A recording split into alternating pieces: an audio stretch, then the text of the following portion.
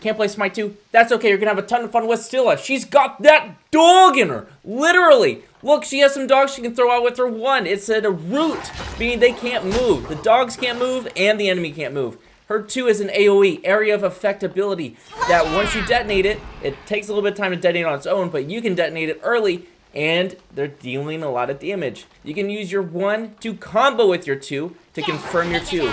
Boom. So much damage. 2 can go through walls. Also, the 3 can go through walls. This is how you're getting away from the action. If you're getting clobbered, just use your 3. You can jump through walls. That ring iterating is how much time you have to jump to your dog. Boom. You can also use your 1 to combo with your ult. Your ult has CC immunity, so if you're being pulled by like an Ares ult or something, you can ult to get out of that if you don't have beads up. You can use your 1 right here. Boom. Ult. Dead. Funnest part, you can use it again. And you can use that up to 5 times, as long as you're getting kills, in order to win the game. First, this is your wave clear ability. If you place it right, you can hit the front and the back line in one go. So you're able to clear the entire wave with just 1 ability. As long as they're not too strong. If they get super strong, you might need your 1 to help out with that. Especially if they're fire waves. Their 1, when it's maxed out, it can do AoE roots. 3 people can get rooted. The entire front line can start getting damaged, and the 2 can clear it out. That's why you want to go with your 2 maxing, followed by your 1.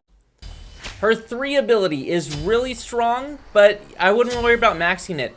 The reason why is all the other abilities are way stronger. Her 3 acts as a ward. You can see that on the map there. That blue is just like a ward. You can see where all the enemies are, so you know if you actually want to go into the fight or not.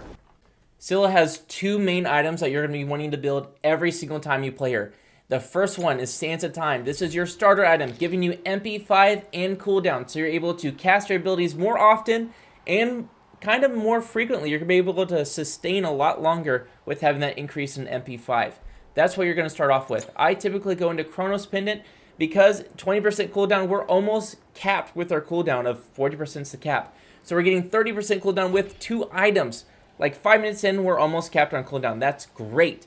Some people prefer going Book of Thoth to get the mana sustain and then having cooldown with Chronos Pendant later. But I like going Chronos Pendant first.